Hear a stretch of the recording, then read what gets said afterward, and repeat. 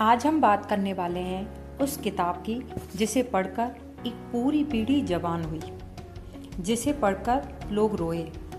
जो किताब एक बार हाथ में आ जाए तो रखते नहीं बनती, और जब खत्म होती है तो कई दिनों तक आप उसके किरदार से बाहर नहीं आ पाते।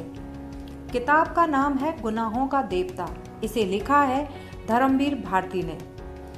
धर्मवीर भारती जी ने खुद इस किताब के नए संस्करण की भूमिका में लिखा था। मेरे लिए इस उपन्यास को लिखना वैसा ही रहा जैसा पीड़ा की छड़ों में पूरी आस्था से प्रार्थना करना।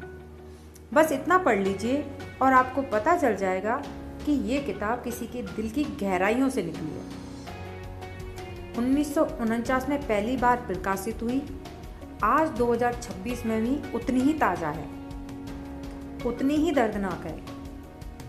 इसके 100 से भी ज़्यादा संस्करण आ चुके हैं। ये हिंदी का वो उपन्यास है जिसे सबसे ज़्यादा पढ़ा गया और जिसे पढ़ने के बाद सबसे ज़्यादा रोया गया।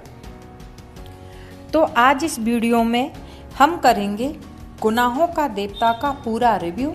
लेखक कौन थे, कहानी क्या है, किरदार कैसे हैं, राइटिंग कैसी है, थीम्स क्या हैं, और वो टाइटल गुनाहों का देवता, इसका मतलब क्या है। तो बने रहिए अंत तक। पहले जान लेते हैं धर्मवीर भारती के बारे में। जन्म 25 दिसंबर 1926 को इलाहाबाद में, इलाहाबाद यूनिवर्सिटी से हिंदी में MBA और PhD की। उसी यूनिवर्सिटी में पढ़ाया। 1960 में मुंबई आए और उस वक्त की सबसे बड़ी हिंदी पत्रिका के एडिटर बने। 1989 में पद्मश्री से सम्मानित किए गए। 4 सितंबर 1997 को निधन हुआ। उनकी फेमस रचनाएं गुनाहों का देवता, सूरज का 7वां घोड़ा, अंधा युग, कनुप्रिया। अंधा युग जो महाभारत की पृष्ठभूमि पर लिखा गया एक काव्य नाटक है, उसे हिंदी साहित्य का एक और मील का पत्थर माना जाता है। एक इंटरेस्टिंग बात, गुनाहों का देवता का नायक चंदर को भारती जी ने काफ़ी हद तक खुद पर आधारित किया था, और सुधा का कैरेक्टर माना जाता है कि वो उनकी रियल लाइफ से प्रेरित था। यही इस किताब की प्रामाणिकता है। किताब की बेसिक जानकारी। गुनाहों का देवता पहली बार 1949 में प्रकाशित हुई। पब्लिशर है भारतीय ज्ञानपीठ। किताब सेट है अंग्रेजों के ज़माने के इलाहाबाद में। वो इलाहाबाद जो उस वक्त प्रयाग भी कहा गया था, गंगा और यमुना का संगम। एक ऐसा शहर जो खुद रोमांस की तरह है, जहाँ सुबह की रोशनी पवित्र है और शाम की हवा रेशमी। अब आते हैं कहानी पर, और यहाँ मैं आपको कहानी पूरी सुनाऊंगी। कहानी की नायक चंदर, पूरा नाम चंद्र कुमार, एक होनहार संवेदनशील लड़का। वो इलाहाबाद यूनिवर्सिटी में पढ़ता है। उसके कोई करीबी नहीं है, माँ नहीं है, पिता नहीं है, लेकिन उनसे कोई गहरा रिश्ता नहीं है। लेकिन घर है जो उसे अपना लगता है, प्रोफेसर शुक्ला का। डॉक्टर शुक्ला जो उसके गुरु हैं, मार्गदर्शक हैं, पिता की तरह हैं। और उनके घर में है सुधा डॉक्टर शुक्ला की बेटी, चंचल, मासूम, खुशमिजाज, जिसकी हंसी में दूधिया बचपन झलकता है। सुधा की माँ नहीं है, बुआ ने उसे पाला है, और इसलिए चंदर के साथ उसका जो रिश्ता है वो बचपन का बेपरवाह है। दोनों एक दूसरे पर हक जताते हैं, बहस करते हैं, चिढ़ाते हैं। उनका एक दूसरे के प्रति अधिकार इतना स्वाभाविक है जैसे शरद की पवित्रता या सुबह की रोशनी। और इसी बेपरवाही में दोनों को एहसास ही नहीं हुआ कि कब प्यार हो गया, कब वो सिर्फ दोस्त नहीं रहे, कब एक दूसरे के बिना एक पल भी भारी लगने लगा। लेकिन ये कोई सिंपल लव स्टोरी नहीं है, क्योंकि चंदर एक आदर्शवादी है। वो जानता है कि डॉक्टर शुक्ला ने उस पर कितना भरोसा किया है। उसने जिस थाली में खाया उसमें छेद करना उसके स्वभाव में नहीं है। और समाज की सीमाएं हैं। एक गुरु की बेटी, वो उसके लिए पूजनीय है। वो उससे शारीरिक प्रेम नहीं चाहता, वो उसे बस अपने पास चाहता है। और सुधा भी। वो चंदर को चाहती है, इस हद तक कि वो चाहती है कि चंदर उसकी शादी रोक दे, लेकिन जब उसकी शादी की बात आती है तो दोनों में से कोई नहीं बोलता।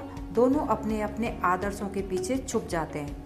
बुआ का दबाव है, डॉक्टर शुक्ला मना करते हैं, लेकिन ज़्यादा देर टाल नहीं सकते और सुधा की शादी तय हो जाती है कैलाश से, एक अच्छे घर के लड़के से। और शादी का सारा इंतजाम, वो जिम्मेदारी चंदर को दी जाती है। सोचिए, जिस लड़की से आप प्यार करते हैं उसकी शादी की तैयारी आप खुद करें। ये वो क्षण है जो किताब पढ़ते हुए आपकी छाती भारी कर देता है। सुधा चली जाती है अपने ससुराल और चंदर वो टूट जाता है, लेकिन दिखाता नहीं। पढ़ाई में डूबता है, डिग्री मिलती है, लेकिन सुधा के बिना उस डिग्री का कोई आनंद नहीं। घर में, किताबों में, गलियों में, सब जगह सुधा है। हर जगह उसकी यादों में सुधा है। इसी बीच चंदर की जिंदगी में आती है पम्मी, एक आधुनिक बोल्ड निडर लड़की जो चंदर को ओपनली पसंद करती है। और चंदर जो सुधा के जाने के बाद एक गहरे अकेलेपन में है, वो पम्मी की तरफ खिंचता है, लेकिन यह अट्रैक्शन टेम्परेरी है। पम्मी के साथ चंदर एक फिजिकली दुनिया में जाता है, लेकिन उसकी आत्मा वहाँ नहीं होती, वो सुधा की यादों में ही होती है। और फिर किताब में एक नया किरदार आता है, बिंती, सुधा की सहेली, एक सीधी सादी सच्ची लड़की जो चंदर को समझती है, जो उसके दर्द को महसूस करती है, जो बिना कुछ मांगे उसके पास है। फिर एक दिन सुधा वापस आती है अपने मायके। चंदर से मुलाकात होती है, लेकिन अब सब बदल गया है। सुधा एक विवाहित स्त्री है, वो कैलाश की पत्नी है, और चंदर वो नहीं है। पम्मी ने उसे तोड़ा है अपने तरीके से, और उस मुलाकात में दोनों का दर्द वो असहनीय है। एक बार कैलाश की अनुपस्थिति में दोनों के बीच एक मोमेंट आता है। चंदर आगे बढ़ता है, सुधा रोक देती है। वो शारीरिक रूप से नहीं जा सकती, वो विवाहित है। चंदर को अपमान और आत्मग्लानि के अलावा कुछ नहीं मिलता। वो सुधा से माफ़ी मांगता है, और ये वो मोमेंट है जहाँ उनका वो पवित्र प्रेम जो इतने सालों में एक देवता की तरह था, उसमें एक दरार पड़ जाती है। चंदर के मन में, सुधा के मन में नहीं। सुधा तो माफ़ कर देती है, लेकिन चंदर खुद को माफ़ नहीं कर पाता। और फिर जो होता है वो इस किताब का सबसे दर्दनाक हिस्सा है। सुधा बीमार पड़ जाती है। धीरे धीरे उसने खाना कम कर दिया है, जीने में उसकी रुचि कम होती जा रही है। वो उस दिन के बारे में सोचती है जब शायद अगले जन्म में वो चंदर की हो सके। उसे तार से बुलाया जाता है, तार मतलब टेलीग्राम से उसको बुलाया जाता है। चंदर पहुंचता है। सुधा जो हमेशा चंचल और जिंदा दिल थी, वो अब बिस्तर पर है, कमज़ोर है, लेकिन अपनी आखिरी सांसों में भी उसकी आंखों में चंदर के लिए वही भाव है, वही श्रद्धा है, वही प्रेम है। और उस आखिरी मोमेंट में सुधा की एक ऐसी बात है जो पूरे उपन्यास का सबसे दिल तोड़ने वाला सीन है। वो बिंती को बुलाती है और कहती है, मैं झुक नहीं सकती बिंती, यहाँ आज चंदर के पैर छूं। अरे अपने माथे से नहीं पगली, मेरे माथे से लगा दे। और अपने प्यार का माथा चंदर के पैरों से लगाकर सुधा की सांस रुक जाती है। चंदर की गोद में सिर रखकर अपने अल्हड़ और समझदारी को समेटे सुधा हमेशा के लिए चली जाती है। किताब की आखिरी लाइन है, सितारे टूट चुके थे, तूफान खत्म हो चुका था, नाव किनारे पर आकर लग गई थी। मल्हार को चुपचाप रुपये देकर बिंती का हाथ थामकर चंदर ठोस जमीन पर उतर गया। मुर्दा चांदनी में दोनों छायाएं मिलती जुलती हुई चल दी। चंदर बिंती का हाथ थामकर जिंदगी आगे बढ़ती है, लेकिन वो मुर्दा चांदनी बताती है कि जो था वो कभी वापस नहीं आ सकता। कैरेक्टर पर बात करते हैं, और ये किताब अपने कैरेक्टर से जीती है। चंदर हिंदी साहित्य के सबसे जटिल विरोधाभासी नायकों में से एक। वो आदर्शवादी है, लेकिन उसका आदर्शवादी होना उसे नष्ट भी करता है। वो सुधा से प्यार करता है, लेकिन उस प्यार को कभी शब्द नहीं दे पाता। फिर जब सुधा चली जाती है तो वो पम्मी की तरफ चला जाता है और खुद से घृणा करता है। फिर सुधा के पास जाकर वो मूवमेंट होता है जो उसे अंदर से और तोड़ देता है। चंदर का गुनहगार होना वो इसलिए नहीं कि उसने कोई पाप किया, बल्कि इसलिए कि वो अपनी ह्यूमन वीकनेस को कंट्रोल नहीं कर पाया और उसकी वो वीकनेस उसकी आइडल होने को ख़त्म भी कर देती है। वो खुद को माफ नहीं कर पाता। और देवता वो इसलिए क्योंकि सुधा के लिए वो हमेशा देवता ही रहा। सुधा ने उसे कभी नहीं गिराया, उसे माफ किया, प्यार किया, आखिरी सांसों तक उसे उसके पैरों को छुआ। सुधा ये हिंदी साहित्य का सबसे प्रिय फीमेल किरदार में से है। वो ना कमजोर है ना पीड़ित। वो जानती है चंदर को उसकी कमजोरियों सहित। वो जानती है कि वो टूट रहा है, लेकिन उसका प्यार जजमेंटल नहीं है। वो बस प्यार करती है बिना शर्त के, और ये बिना शर्त का प्यार उसे इतना दिव्य बना देता है कि पढ़ने वाला उससे अलग ही क्लोजनेस महसूस करता है। पम्मी सबसे गलत समझा जाने वाला कैरेक्टर। वो आधुनिक मॉडल है, बोल्ड है, वो दुनिया रेस्पेक्ट प्रतिनिधित्व करती है। वो सुधा की दुनिया से बिल्कुल अलग है। पम्मी के जरिए चंदर एक ऐसी दुनिया में जाता है जहाँ उसकी आत्मा नहीं पहुँचती, और यही उसकी ट्रेजेडी है।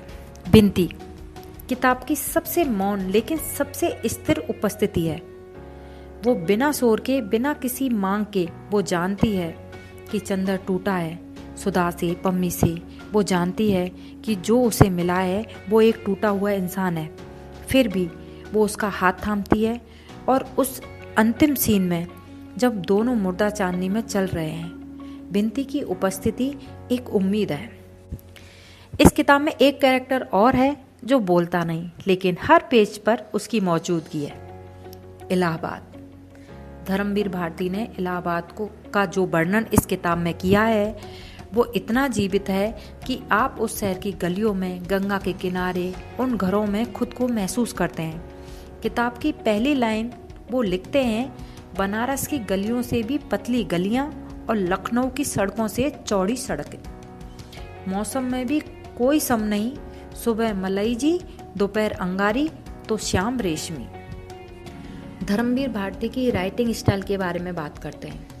इस किताब की भाषा हिंदी साहित्य में एक अलग ही स्थान बनाती है। वो ना बहुत शास्त्रीय है ना बहुत मॉडल। वो उस दौर की भाषा है 1940 के इलाहाबाद की, जहाँ संस्कृत के कुछ शब्द हैं, उर्दू की मिठास है, और एक ऐसी बातचीत का प्रवाह है जो आपको स्लो डाउन नहीं होने देता।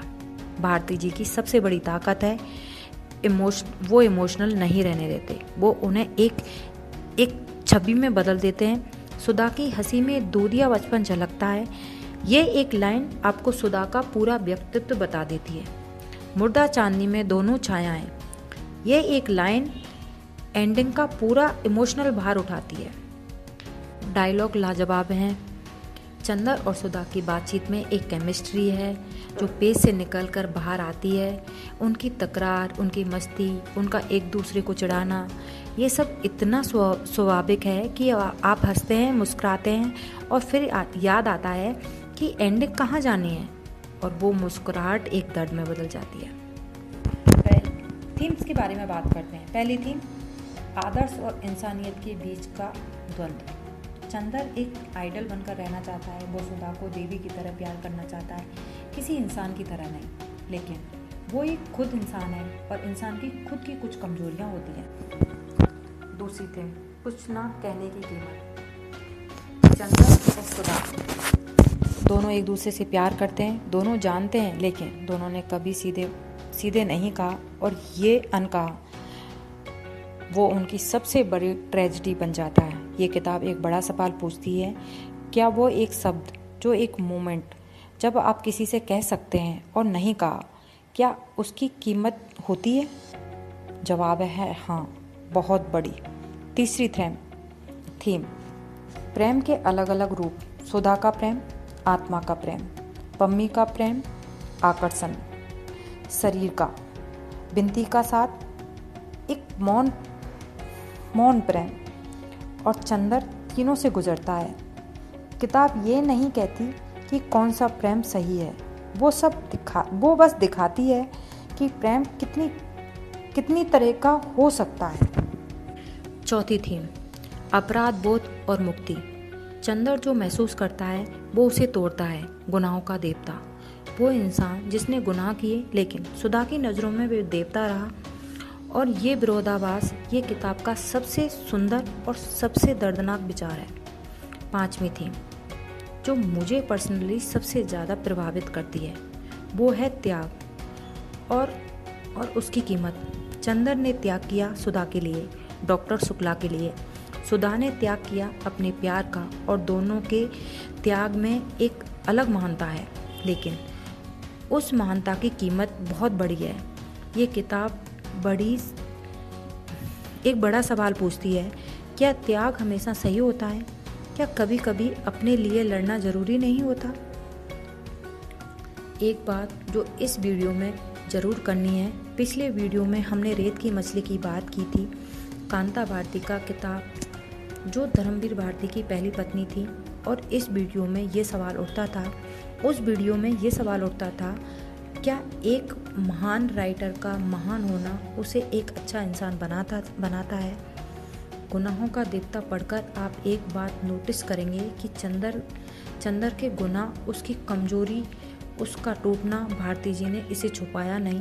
उन्होंने अपने हीरो को कमज़ोर दिखाया, जो एक ईमानदार राइटर ही कर सकता है। दोनों किताबें, गुनाहों का देवता और रेत की मछली, एक ही रिश्ते के दो पहलू हो सकते हैं। दोनों पढ़ना ज़रूरी है, क्योंकि सच्चाई हमेशा कहीं बीच में ही होती है।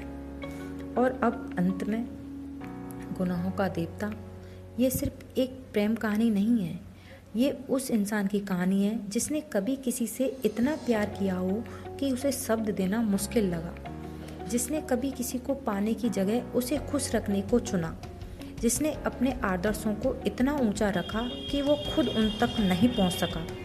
ये किताब आपको मनोरंजन नहीं करती, ये आपको फील कराती है। और जब सुधा आखिरी बार चंदर की गोद में सिर रखती है, उस मोमेंट में अगर आपकी आंखें नहीं भरती तो शायद आपने पूरी तरह पढ़ा नहीं। भारती जी ने खुद कहा था, इस किताब को लिखना प्रार्थना की तरह था, और पढ़ने वालों ने भी इसे एक प्रार्थना की तरह ही पढ़ा, बार बार, हर उम्र में, हर बार एक नए एहसास के साथ। 1949 से 1926 तक 100 से ज़्यादा संस्करण, करोड़ों पढ़ने वाले। हर जनरेशन में कोई ना कोई ऐसा होता है जो पहली बार ये किताब उठाता है और रात को रोता है। मेरी रेटिंग 5 में से 5, पूरे 5, बिना किसी हिचकिचाहट के। ये हिंदी साहित्य की एक ऐसी रचना है जो जब तक जिंदा रहेंगे, जब तक हिंदी रहेगी, तब तक जिंदा रहेगी। नीचे कमेंट में ज़रूर बताइए, आपने गुनाहों का देवता पहली बार कब पढ़ी, और क्या आप सुधा की तरह रोए? किताब अगर अच्छी अभी तक नहीं पढ़ी तो आज ही ऑर्डर करिए। वीडियो अच्छी लगी तो लाइक करिए, चैनल सब्सक्राइब करिए। हम मिलेंगे अगली किताब के साथ, तब तक पढ़ते रहिए, महसूस करते रहिए।